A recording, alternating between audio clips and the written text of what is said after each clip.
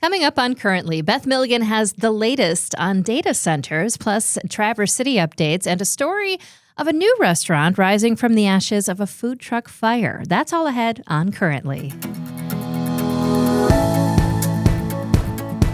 Welcome to Currently, where we discuss some of the top local stories directly from the journalists who are covering them, and I'm your host, Crystal Frost. This podcast was recorded on Wednesday, February 18th. Tiger Baseball returns on the road on March 26th, and I literally cannot wait. Support for Currently comes from West Shore Bank. When you choose West Shore Bank, you're not just choosing a bank, you are choosing a partner that is committed to the well-being of our community, and you can visit them today on 8th Street or at westshorebank.com. Support also comes from Old Town Playhouse, where community comes together in downtown Traverse City. Find out about all of their upcoming shows, including Misery. This is the last weekend on the main stage at oldtownplayhouse.com. Welcome, Beth Milligan, head writer for Traverse City Ticker, co-host supreme for Currently. How are you? I'm good. Podcast pigeons. Podcast pigeons, baby. Tweet. What do pigeons say? Coo-coo. Yeah. Coo-coo. I don't know why. I don't want that to become a thing, but I think it just may have just you may have just made it happen. I think I just became a meme, Beth. Coo-coo. All right. Well, I'm excited to dive into the news with you this week. I hope you had a good weekend. Yeah, great. Yeah. It's been a whirlwind of February already. It is. It feels like I can feel spring trying to come. We always have like 5,000 fake springs before we have real spring. Yes. But I was down in Chicago and it was sunny and like 50 in the 50s and people were just outside walking around. It was nice. Yeah. It's nice. And you were like, and now it's, it's raining, and then, maybe it'll snow again. I don't know. Yeah. We'll be through the roller coaster, but I know it's coming. It's coming. It's a thing. You know what else is a thing? The two-way traffic on State Street. Yeah. What? Tell me about this saga of two-way traffic on State Street in Traverse City. Yeah. So, this has been a pilot project that has been in place for 3 years in downtown Traverse City. So, we've had State Street, Pine Street, and Boardman Avenue configured in this two-way traffic flow. And it has been studied over the last several years. Some of that time period has been when Grandview Parkway was under construction. Oh, yeah. So that has been, the length of the pilot was in part to see what it looked like in a normal year, not just when traffic is diverting off of the Parkway through downtown, which caused a lot of detours. But what does it look like in a normal year? So in November, the Traverse City Downtown Development Authority had unanimously supported keeping the corridor two-way permanently. Mm-hmm. They don't have the final say on that, but that was their recommendation to the City Commission, what they wanted to see. They did work with a consulting firm that had done everything from traffic counts to surveying businesses. They did find that the two-way traffic helped slow traffic down. There was more parking revenues on State Street. People were parking more in that corridor. A reduction in the number of accidents. They were small to begin with anyways, but still a small reduction. And the majority of businesses along State Street supported it. So the City Commission this week, who has the final say on this, was looking at this issue. If they were to make State Street two-way permanently, they would need to do some improvements long term. And because this is a pilot, the road wasn't completely redone as a two-way street. There was temporary striping so you could see the lanes. There were some bump outs. The parking garage entrance was changed so it could accommodate two-way traffic. If you were going to make it permanent long-term, you'd have to make some more improvements. The most notable ones would likely be at the intersections, which is where the main crunch point is right now on that corridor. I think even people who like two-way State Street still agree that the intersections need some work. There's often backups there if you have a left turn happening. So you could redesign those intersections or change the signals or the way, maybe give room to get around. But that costs money. Yeah. So if you're going to make it permanently two-way, you got to look at some of those improvements, which is what they were talking about.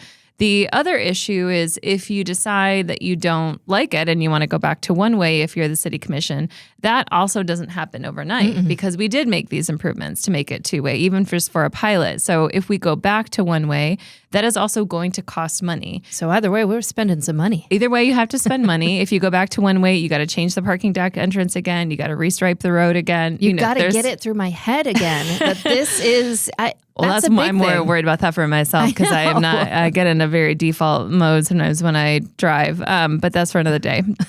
But so this was the discussion that the city commission was having. I will say that in addition to the consulting firm that had worked with the DDA, city manager Benjamin Marentet had hired a separate outside traffic firm, Wade Trim, to look at this as well. The reason being is they don't have a traffic engineer on staff on the city. So when the city staff were meeting and looking at the pros and cons of the two-way State Street to make a recommendation to the commission, they didn't have that expertise on the staff. They have a lot of great expertise on staff, but they didn't have traffic engineering. And Wade Trim also found that the safest thing for both pedestrian and vehicle safety and for traffic flow in the corridor is to have a two-way State Street. So that has been sort of a consistent recommendation. Several commissioners liked that recommendation. They wanted to make a data-driven decision.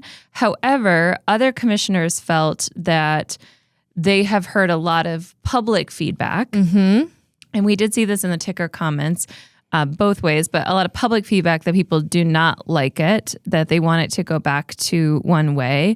And some of those commissioners said, essentially the data is one thing, but there's also a lived experience of what it's like to go down State Street. And they are the elected representatives, right? And they hear from their residents who say, I go on State Street every day and I don't like it. I have heard, I would just say as a reporter, I have heard both. And I've seen that quite prevalently in the comment section. I will just, again, note that the traffic engineers are supporting the two-way State Street. But it caused, it wasn't a clear consensus on the commission, just as it has not been among the city staff. So what they did decide to do is to take a couple months. The city manager is going to be bringing back options for them that include the costs of both. If we keep it two-way or if we go back to one-way, here are the improvements that are needed. Here's what the cost would be. The city also has a new Complete Streets Committee that's getting formed this spring. That committee is going to be looking at all kinds of city projects just to provide advice to the city commission. Right. They don't make decisions, but they're advisory. So since that new committee is going into place, they're also going to look at the options for State Street and make a recommendation to the commission. So essentially for right now, we're on hold for a couple months. It'll likely come back in June for discussion. And then I just think it's realistic for the people driving it to know, even if in June they decide one way or another, we're keeping it permanent, we're going back to one way, those improvements that we're talking about for either option have to go through engineering, then they have to be done. So it's very likely we will not see any changes to State Street this year. This whole decision-making process could lead up to a decision this summer, but then we have to go through design and actually implementing either one. So we'll probably see it stay the same for now, but it has not been decided one way or the other what's going to happen. Well, that was... There's just so much to this. And if you want to get into a very long conversation with someone, just some random stranger walking down Front Street, ask them what they think. Because everyone has an opinion on this. I know. And I will just say, I understand there's a lot of study fatigue among the public. There's a lot of cynicism about, commissioners, I'm paraphrasing things I see in the comments, the city just throws a lot of money at studies and we're studying everything to death. And as someone who covers it all, that certainly can be the case sometimes. I will just, also remind folks when we're talking about things like traffic engineering, that people literally can be killed if you fatally design a street in the wrong way. Kind of important. You really do have to do that due diligence. The city, you have potential liability for what happens in that corridor. It does take time. It can take years to collect accurate data to get an accurate sample size and see the corridor and how it functions at different times of years. Sure. Can it be plowed properly, all kinds of things. It's a big deal. Yeah. So it does take a lot. I understand the fatigue, but like I said, even if, people are sick of it and they just want to go back to one way tomorrow, it would take time to make those changes. Also, just keep in mind, we've all been driving it. And like you said, a couple of years, you're going to have a little bit of chaos those first couple of weeks if you go back. I'm going to be honest with you. At first, hated it. You know what? Because I don't like change. And now it's been 3 years. Big of you to admit it by yourself. Yeah, I don't. I mean, I think most human beings are just like, what, change? No, I don't like it. Keep it the way it is. But it's been this way for 3 years. And now if you switch it back, my brain can't handle it. Yeah. I mean, I'm going to be like, which way do I go? How do I get to the parking garage? And then I'm just, I'm going to have fatigue from that. Well, and I will Brain say, work. I think, again, as someone I experience it, I drive downtown a lot, but I also interview a lot of people, and I can understand proponents of both camps. And even the city staff, I think they did a good job of outlining the pros and cons of both. State Street was initially set up to be two-way, so there are some challenges with like deliveries, the way, certainly the intersections, I think we can all agree the intersections are challenging. But again, the flip side is there's a national movement towards two-way over one-way streets. They're less confusing for drivers. They do allow, especially emergency, if you think about, trying to get through downtown, having all, one way or the other can be challenging for emergency vehicles and all kinds of things. So it is a complicated issue. Yeah. Also ask yourself this. How many times have you been on Front Street and you see someone, because Front Street is one way. It is. And you see someone turn the wrong way onto Front Street. It happens a lot. Yes. Because people are not used to one-way streets, right? Especially in tourist season. And I think in the future, if we do keep State Street two-way, this is something the traffic engineers have flagged, we will have to look at Front Street eventually. Oh. There's a lot of resistance, I think, among the merchants. You talk about change. Some of these streets have been this way since the 50s. They've been, one way a long time. But to get that flow going, you can't have, a bunch of east or westbound lanes and only, so I think the consideration here would also be maybe not right away, but the traffic engineers are saying for downtown to flow efficiently, you want to look at Front Street too. One street at a time. People can't handle that much I think that's change true. all at once. I don't think I can't. I can't. I'll just lay down and just give up. I can't do it. Well, for those who can't handle change, just know right now, whether you like it or hate it, it's going to be that way for a while as they figure out what to do. There you go. Thank you for that. How about some more city updates here? Yeah, I'll just flag a couple of the things. It was almost a 4-hour city commission meeting on Tuesday. It was a big one. I'll just give a couple quick updates. First of all, you and I had talked on the show before about this series of properties on State Street. Speaking of State Street, a little bit further to the west, that the city had bought with a goal of building a parking deck. Yeah. This long discussed third public parking deck. We talked on the show before about John Sachs, who's a developer who had come forward in December and offered a proposal to essentially get that land from the city for free in exchange for him financing building the parking deck that would have public parking and affordable housing in it. So the city revisited that this week. They are going to go through decided to go through a request for proposals process. So rather than just sort of essentially take the first proposal from the first developer that comes forward, it's very valuable land, like $7 million worth of land, 6 parcels. They are going to ask developers to submit proposals and look at them all together. They have sort of outlined some things they'd like to see. They would like to see a public parking component for those properties. They were bought with parking monies. They would like to see some sort of workforce or affordable housing complex in it. It is a very large site. They were very clear that they would like any proposals to ban short-term rentals. They would also like to have public restrooms in the facility in some way. That's a challenge for downtown. They've got Rotary Square going in nearby.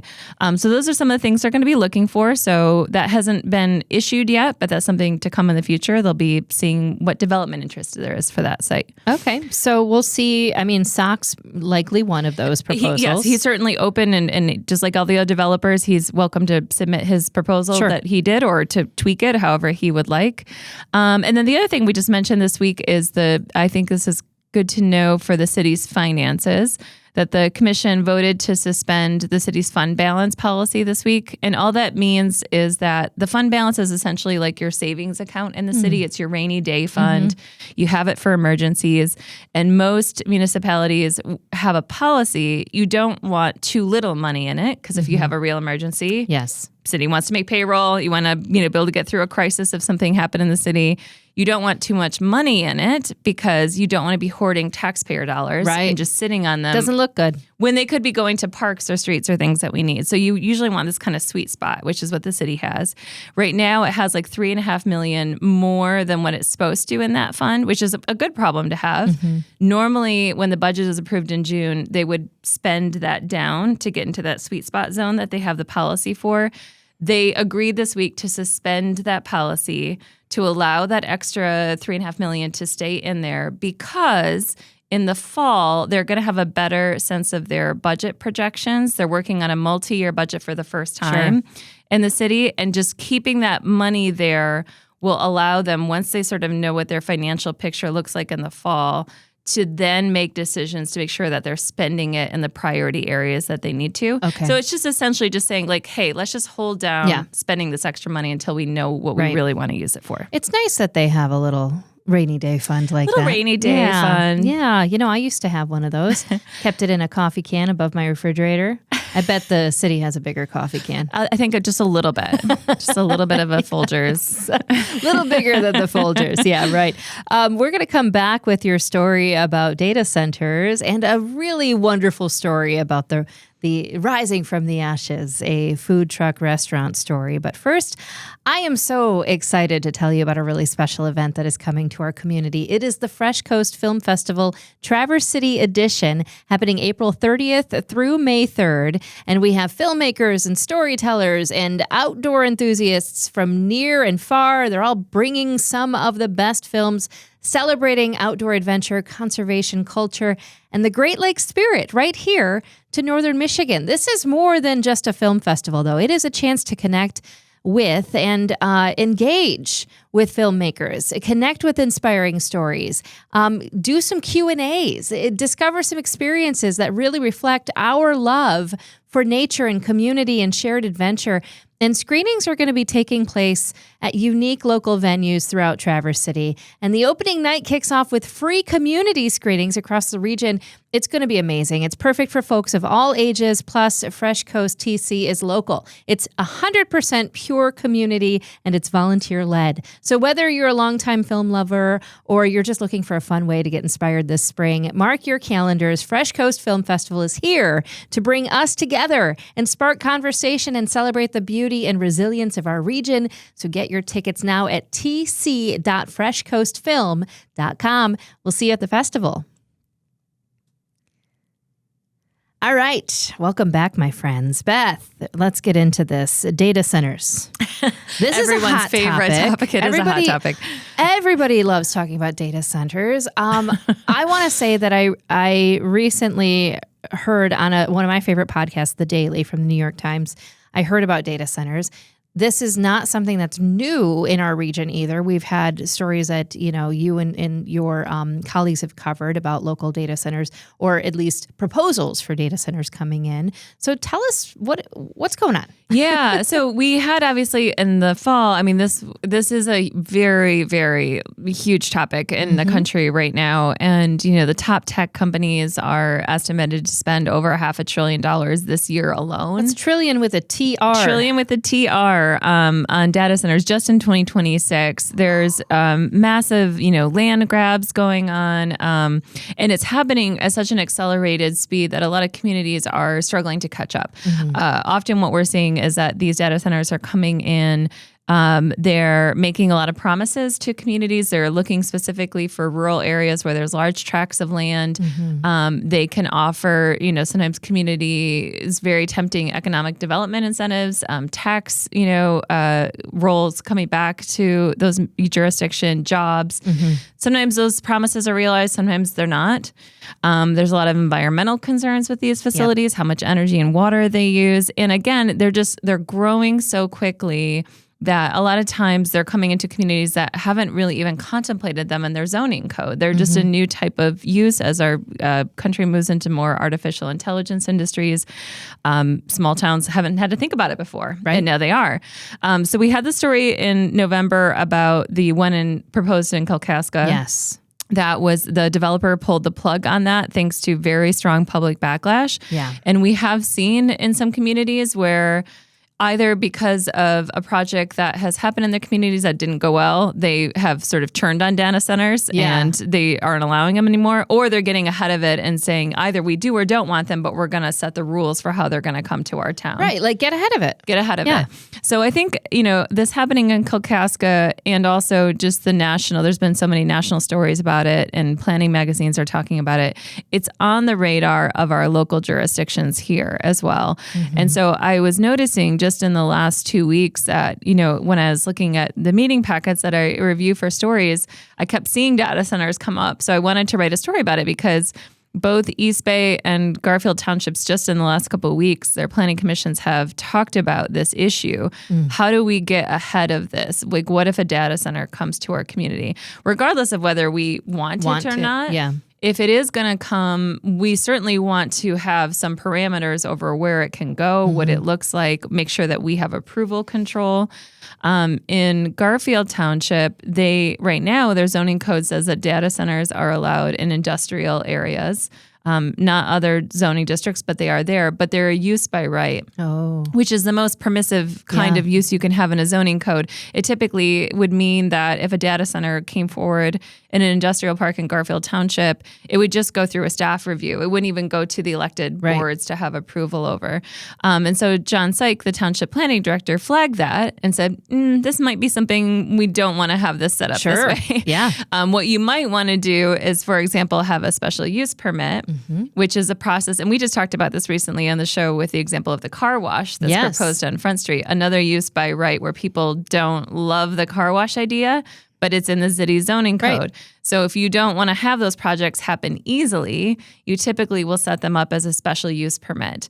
That means they're still allowed, but they have to meet a set of criteria and they have to go through a planning commission review and get that approval. So they can't just happen automatically. So Garfield Township is just in the early process now of looking at its zoning code to update that. I think there was interest I saw from the board in doing that, at least making it a different kind of process that will have more approvals attached to it. In East Bay Township, they haven't really contemplated this in their zoning code yet, which is not uncommon. Again, many places just hadn't thought about it yet, or it hasn't been a project that's come forward. So they had the discussion that because it's not in their zoning code now, this may be something that they want to add. Same kind of thing, maybe as a special land use permit, figure out what districts it could be allowed or not. East Bay Township does have some areas where it has large tracts of land available. Those are like around the Hammond town line area. Some of those are near the very sensitive Mitchell Creek watershed, which is another consideration that might constrain a developer from being able to go there, but it also could be an impact to the environment if something went in. So these are just discussions that the townships are having right now. I just thought it was notable that this is a reality that I think a lot of people who were opposed to the Kalkaska project felt a real sense of like pride that they were able to kind of kill that project. You know, it was like community activism. Their voices were heard. They put enough pressure and they made it go away. I think, unfortunately, it is if you have those kind of concerns about data centers, it's not going to be the last project like that comes to our area. We're going to see them more and more. So at least we know that some of our communities are starting to get ahead of this. And I imagine that more will be having that discussion as it goes forward. One of the things that I learned from following the story is from your colleagues and from the ticker about that Kalkaska data center is that, you have this idea, especially if something's going into an industrial park or it's a really big thing, that it's sort of manufacturing, like, right, you're making something. That means we're going to create jobs. We're going to, it's going to be a good thing long term. But one thing that I learned from that is that that's actually kind of short term. There's a lot of job creation in the beginning from the construction, right? But once it's up and ready to go, not so many jobs. Yeah, they typically, a lot of them run pretty independently, which is why they often are built in rural areas. It's not like you need to build them in population centers where you have all your employees. You can afford to find cheap land a little bit outside of town often and put them in. The other thing that I think is really interesting that is starting to be discussed more, I didn't see it as much in the past because everyone was like, this is the future. Yeah. It's AI. We're going to build these centers. Well, they're already growing and changing so fast that the needs of the centers are changing. Yes. So the size that we need of a data center today could be way less in 10 years from now because they've learned how to run more efficiently. Yes. They can make a smaller center. The chips are small, whatever it might be. They can use less power, less water. They probably will evolve to be more efficient. So it's just like the big box stores, like a Kmart. What if you build a 1 million square foot data center and in 10 years the trend is 100,000? Yeah. and they don't need it anymore, there's a real risk to the community is that they will deal with big abandoned sprawling sites. Absolutely. Or ones where only a fraction of the property is needed. And so that's the other thing that I'm seeing now more in the zoning codes that the townships also discussed is not just how we allow these things, but they have to provide a decommissioning plan. If they decide in 5 years they actually don't need one this big, we don't want to be left with this abandoned site with 100 buildings on it. Yeah. We want to make sure that they have a plan for cleaning up that property and repurposing it. And as you pointed out, technology always getting smaller and more efficient. I mean, we just look at our laptops. A computer used to be the size of the studio. Right. And now it's like it's in your hand, right? So, I mean, it's kind of the same deal. What kind of space are we going to need in the future? Yeah. Yeah. Good call. Let's move to one of my favorite stories because I love a story that has like, oh no, is it a happy ending? Are we going to be okay? And Art wrote this story He did. about a food truck. Yeah. And he actually started the story saying, do you want the good news or the bad news? Which I love that. It's at the traversticker.com if you want to follow along. But tell us about what happened with this food truck. Yeah, I mean, I think, the thing I'll say is I think news outlets sometimes get a bad reputation that people think that journalists are obsessed with bad news. Like if it bleeds, it leads. And I'm not going to deny that there's some aspect of that in the industry, a focus on bad news. But I personally love writing about good news. Good news is the best. And thankfully, we do have some of it in our region. And this was an example of that. So this was actually a story from our sister publication, the Northern Express, which we had our annual winter restaurant guide out this week. And so Art wrote that. And then it was also in the ticker about La Metro, which was a food truck that was posted up at Traverse City Whiskey Company. Eric and Amy Fritsch, who used to operate Patisserie and Me, very beloved restaurant in Traverse City. They had been running this French food truck and unfortunately suffered a fire. And the truck was completely destroyed in November. Traverse City Whiskey Company very generously ran a GoFundMe for them to kind of keep them on their feet. The customers, had responded and offered them some support. And so the story was like the good news and the bad news. Well, the bad news is the truck is not going to reopen. But Truck's gone. Truck's gone. And they did, again, receive financial support. But the reason they're not using that financial support to just reopen the truck is because they're going to open a brick and mortar restaurant. They're back to the restaurant. They're back to the restaurant, which I think a lot of people who are fans of the Fritches and their cooking are happy about. Certainly the comment section made it seem that way. So the story is about... they are in the process right now of finalizing a lease for a space somewhere in the warehouse district. They would not say where. Now, there are some places you might speculate. I don't know what it is. If I was speculating as an outside person, Hex and Bell's space is that's what I was empty. thinking. Yeah. There's not too many spots in the warehouse district right now that are empty. There are some new spots going in with hotel construction, so anything's possible. Yeah. But that's what they said. They're working on a spot in the warehouse district, and they're going to be going back to a brick and mortar restaurant. And they're looking at it being kind of a brasserie. Something I learned from Art's story is a brasserie is an all-day restaurant that has all different kinds of food and drinks, where a patisserie generally has more just of a pastry focus. So a brasserie is kind of more of a restaurant. I love that. I didn't know that. But Brasserie Bobo? Brasserie Bobo. So stay tuned. As soon as we know more details from the Fritches, we'll share that. But I think a lot of people were happy to hear that they'll be back cooking and back in a brick and mortar space. I love good French food, man. Yeah, it's delicious. I mean, it is so good. And I'm sad to, I have to say, I'm sad that this is how we got here, but I'm glad we got here. Sometimes it takes a little bit of a winding path, but hopefully good news in the end. Absolutely. Well, I know, speaking of food, we are about to kick off a very important week for Christal Frost and Beth Milligan. Yes. This is where, I just feel like I have to stretch and, do my lunges a little bit, wear my stretchy pants and get ready for restaurant week. Yes. So I know what I'm excited about. about. I think we probably have the same shared thing. Restaurant week is huge for me. I've got maybe four reservations and plans for one or two, like other places where I know I can like pop in more casually, like a bar kind of thing. So. Yeah. And that is what I mean, I love everything about Restaurant Week. I love that it's usually the week of my birthday, which is great. But I love that there is just a variety of restaurants. So it's everything from $25 for a 3-course meal up to $45 for a 3-course meal.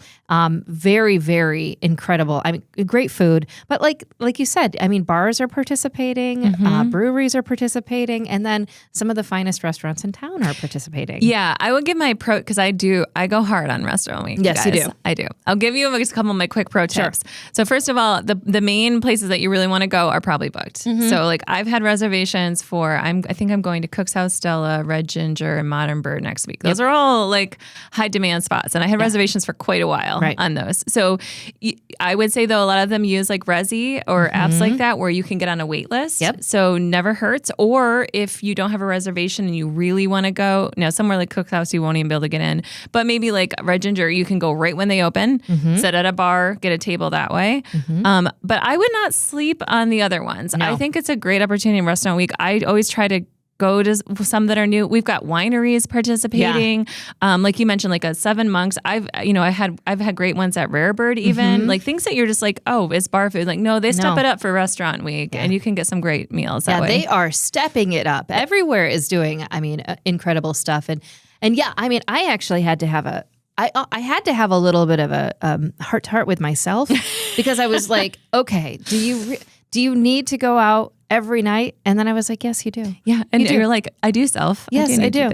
1 week for you to just indulge. And then, of course, go to the restaurants the rest of the time too. But I love that we all get to, it's like the Olympics. And they do have, food. Like some of them do have lunches, some have brunches, some have takeout. Like I know there's a discount on Mama Lou's taco kits. Like they're normally like $20 off to like $45 next week if you just want to have it at home. Yeah. So there's lots of deals. The downtowntc.com, that website has all the menus and everything.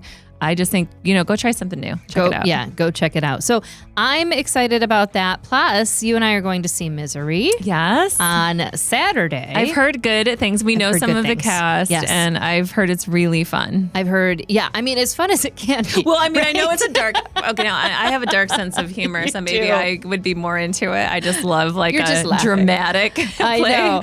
And I mean, I saw the movie, obviously, it was incredible. The book was incredible. It's just very good. However, it's dark. It is dark. Yeah, it is. But we're gonna love it. But that's my taste, so that's fine. Yeah, you love it. So, what are you looking forward to? Those things? That's it. That's what we're doing. That's my whole next week. I'm excited. Just be eating all the things. Eat and go to a show. And by the way, I think this is the last weekend for Misery, but the Old Town Playhouse always has great shows. And they're always looking for people to audition or help out. So make sure you're checking that out too. Yeah. And you know what? If you want to see another show too, Sunday, I'll plug one more thing, the Great Indoor Folk Festival happening at the Commons. Free, tons of free live music all day long. You walk all around the Commons, Left Foot Charlie. There's different bands playing. So if you want to see some free music, go to support that. Yeah. The first time I ever went to that, I don't know what I was expecting. I kind of was expecting like it was going to be almost like would it be a minstrel show? Like traveling musicians that follow you around. It is not like a Renaissance fair. It was not a Renaissance fair. Nobody was, in Renaissance garb. So just in case you were wondering. Yeah, it's a great event. Yes. All right. Thank you so much to Beth Milligan for another great episode of Currently. Be sure to subscribe to the show on all of the platforms at crystalfrost.com. You can follow us on social media. We are on Facebook. We are on TikTok. We are on Instagram. Did I hit all of them? I think I did. We're on all of the things. And by the way, you can subscribe to Currently with Crystal Frost wherever you get your podcasts and watch full episodes of the show in color on YouTube and on Facebook. Currently is a Compass Local podcast. It is produced in Traverse City by Pancake Boy Productions. Big thanks to Old Town Playhouse. Don't miss Misery's last weekend on the main stage. And special thanks to our lead supporter, West Shore Bank. Start saving today at westshorebank.com.